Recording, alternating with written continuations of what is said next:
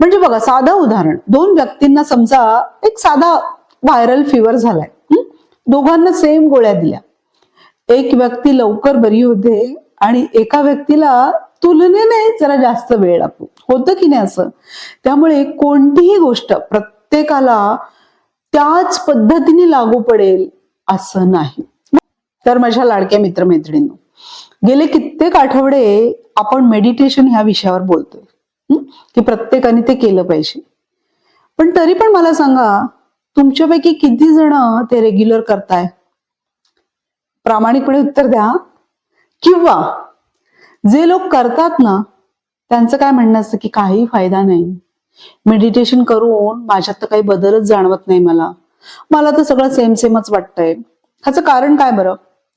म्हटलं जर आपण पण ह्या गोष्टीचा थोडा विचार करूया की मेडिटेशन प्रत्येकासाठी वेगवेगळा अनुभव का बरं घेऊन येतं. कोणतीही गोष्ट प्रत्येकाला तशीच लागू पडेल असं अजिबात नाही. मेडिटेशनचं पण असंच आहे. काही व्यक्तींना त्याचा खूप फायदा होतो, काहींना अजिबात होत नाही. ह्याचं कारण काय की आपण मुळापासून जाऊन त्याचा विचार करत नाही. आता मेडिटेशन ही डायरेक्ट करण्याची गोष्ट नाहीये. त्याच्या आधी स्वतःमध्ये काही बेसिक गोष्टी आहेत ना, त्या बदलल्या पाहिजेत, तरच त्याचा उपयोग होणार आहे. आता आपण येणाऱ्या व्हिडिओमध्ये ना प्रत्येक वेळेला एक एक गोष्ट शिकूया. तर आज सगळ्यात महत्वाची एक बेसिक गोष्ट जी आपण बदलणार आहोत मेडिटेशन करण्याच्या आधी, ती म्हणजे आपल्या सर्वांना येणारा राग. रागावर नियंत्रण करायला आपण शिकणार आहोत. बघा, आता होतं काय, आपण पूर्ण दिवसाचा जर विचार केला, बघा प्रत्येकाने स्वतःला स्वतःच आरसा दाखवायचा आहे. सकाळी उठल्यापासून आपण जो वैताग सुरू करतो ना, तो रात्री झोपेपर्यंत. म्हणजे छोट्या छोट्या गोष्टींनी रागवणं आणि आपली जी छान एनर्जी आहे ना, ती वाया घालवत राहतो. आपल्याला जर आपल्यामध्ये खरोखर स्वतःमध्ये बदल घडवायचे असतील ना, तर राग ह्या गोष्टीविषयी थोडा विचार केला पाहिजे. रागावर नियंत्रण करणं आता आपल्याला जमलं पाहिजे. जितकं तुम्ही शांत असाल ना, त्याचा फायदा तुम्हालाच होणार आहे.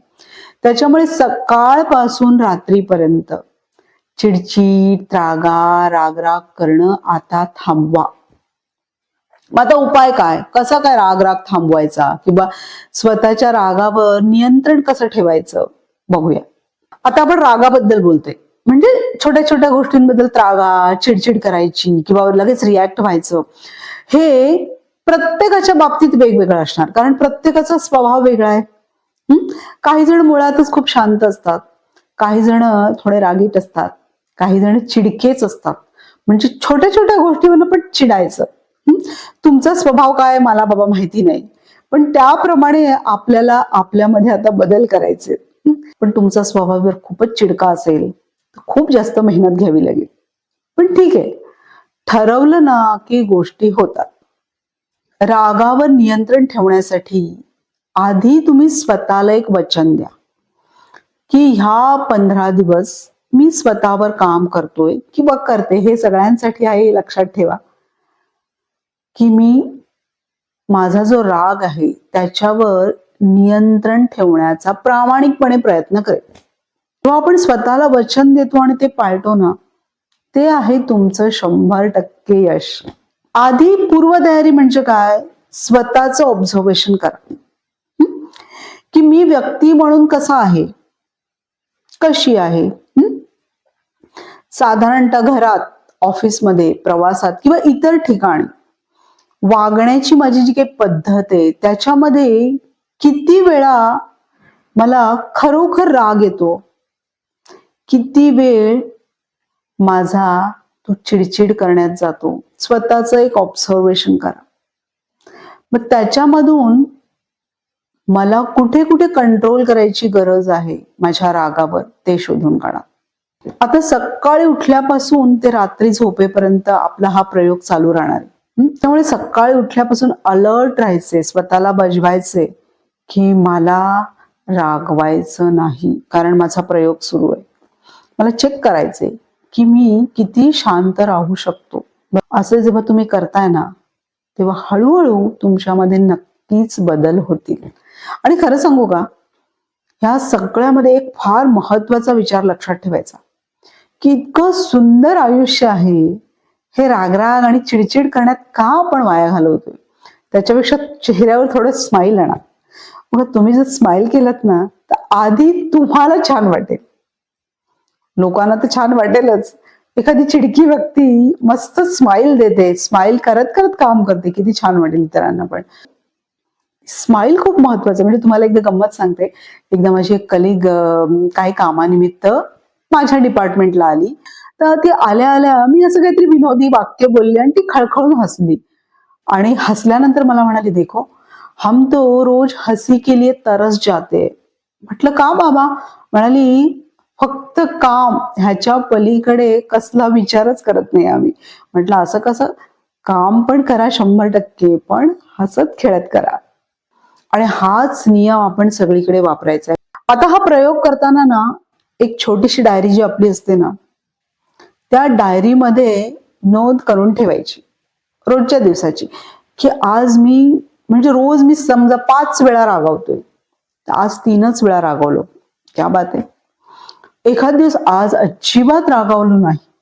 आणि 15 दिवसाचं जेव्हा ग्राफ तुम्ही काढाल, तेव्हा जर तुमच्या लक्षात आलं की पहिल्या दिवशी 3दा रागवलो दिवसातनं, पण आता 15व्या दिवशी बघितलं तर आजच्या दिवसात अजिबात रागावलो नाही, किंवा माझं रागावण्याचं प्रमाण आता कमी कमी झालंय, तेच आहे तुमचं यश. आजचा हा प्रयोग तुम्ही यशस्वी केलात ना, तर आपोआप तुमच्यामध्ये एक शांतता येईल, की तुमचं मन पण जरा रिकामं होईल. जे भरलंय ना, जो कचरा भरून ठेवलाय ना, तो हळूहळू हळूहळू कमी होईल. आणि वरवर नाही, अगदी आतून ह्या गोष्टी झाल्या पाहिजेत. आणि मग 10 मिनिटं मेडिटेशनला सुरुवात करा. आणि मग मला सांगा काय बदल जाणवतो. बघा, नक्की कमेंट करून सांगा, म्हणजे मला सुद्धा कळेल की माणसांना खरंच याचा फायदा होतोय का. आपण जर आपल्या रागावर नियंत्रण ठेवलं तर त्याचा काय फायदा होतो हे सगळ्यांना कळलं पाहिजे. त्यामुळे तुमचे अनुभव नक्की शेअर करा, कमेंट करा, व्हिडिओ आवडला असेल तर लाईक करा आणि तुमच्या मित्रमैत्रिणींना सुद्धा शेअर करा.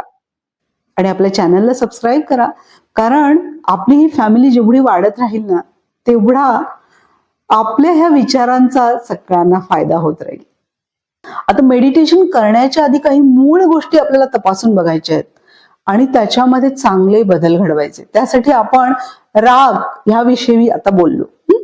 आणखीन बऱ्याच गोष्टी आहेत, त्या आपल्याला सकारात्मक दृष्टीने त्याच्याकडे बघायचंय आणि त्याच्यामध्ये चांगले बदल घडवायचे. त्या प्रत्येकाने जर थोडं रागावर नियंत्रण ठेवलं ना, तर त्याचा उपयोग आपलं घर जे आहे, घरातलं जे वातावरण आहे ते शांत राहायला मदत होईल. ऑफिसमध्ये सुद्धा प्रत्येकाने जर असा विचार केला तर किती हसत खेळत कामं होतील. किंवा प्रत्येक ठिकाणी जर रागावर आपण नियंत्रण ठेवलं ना, तर त्याचा फायदा आपल्याला तर होतोच, पण इतरांना सुद्धा होतो. त्याच्यामुळे प्रयोग सुरू करा आणि मग आणखीन काय गोष्टी आपण बदलू शकतो ते आपण पुढच्या व्हिडिओमध्ये बघूया. पण